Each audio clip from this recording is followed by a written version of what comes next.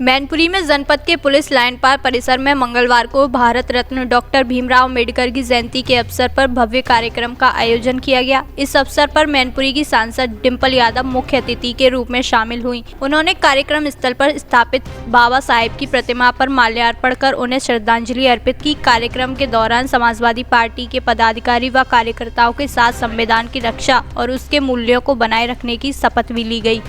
इस मौके पर बड़ी संख्या में पार्टी कार्यकर्ता और स्थानीय लोग उपस्थित रहे। उन्होंने कहा कि किसानों को दोगुनी आय देने का वादा अब तक पूरा नहीं हुआ है और उन्हें अपनी फसलों का उचित मूल्य भी नहीं मिल पा रहा है।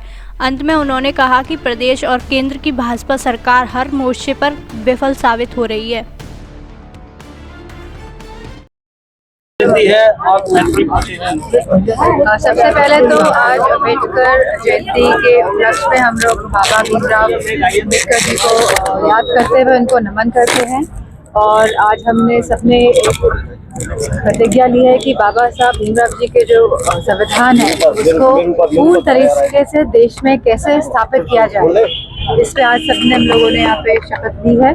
और बाबा साहब भीमराव जी के विचारों को आगे बढ़ाने के लिए समाजवादी पार्टी पूरी तरह से अपना जो कार्य कर रही है उसको और भी मजबूती के साथ आगे बढ़ाने का काम करेगी।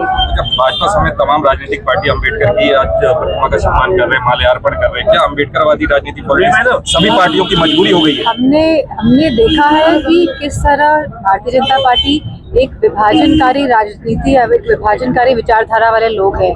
ये समाज में दरार पैदा करके सत्ता में बने रहना चाहते हैं, लेकिन जहाँ 85 यानी कि 95% लोगों की अगर बात करी जाए, जो हमारा पीढ़ी का परिवार है, जहाँ पिछड़ा, दलित, शोषित, अति पिछड़ा वर्ग सब लोग जिसमें सम्मिलित हैं, आज उनके बारे में ये लोग बात नहीं करना चाहते हैं। आज ये आरक्षण का अधिकार नहीं देना चाहते हैं, तो समाज पिछड़ेगा। लोगों को डिटेन किया गया है, 7 लोग गिरफ्तार किया गया है, श्रमिकों ने अपना हक मांगा था वहाँ पर, क्योंकि ये लेबर लॉस के अंडर में आता है और जहाँ ये लोग लगातार मांग कर रहे थे सरकार से, और सरकार ने जब इनकी मांगों पे ध्यान नहीं दिया, क्योंकि सरकार तो आंख मूंद के बैठ जाती है। जैसे मैंने पहले भी कहा है, कोई भी परेशानी अगर जनता को होती है तो सरकार या तो मौन धारण कर लेती है, अपनी आंखें मूंद लेती है। तो अगर मजदूर वहाँ पे अपना अगर वो पक्ष रखना चाहते हैं तो सरकार ने आखिरकार क्यों नहीं उनकी बात सुनी?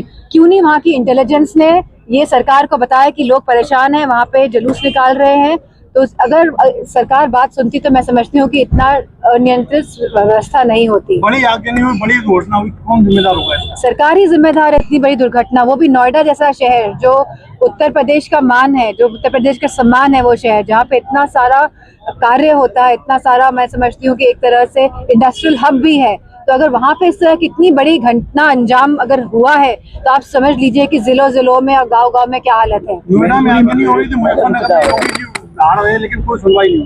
मैनपुरी में आलू किसान मंडी में ही फेंक के जा रहा है कूड़े के जुर्म में। ये भी बहुत ही दुखद घटना है और इसको मैं संसद में भी उठाने की पूरी कोशिश करी, लेकिन जो हमारे कृषि मंत्री हैं, जो भारतीय जनता पार्टी के, वो कह रहे हैं कि संसद के अंदर जो झूठ बोला उन्होंने कि हम तो आलू खुद खरीद के दूसरे प्रदेशों में पहुंचा रहे हैं।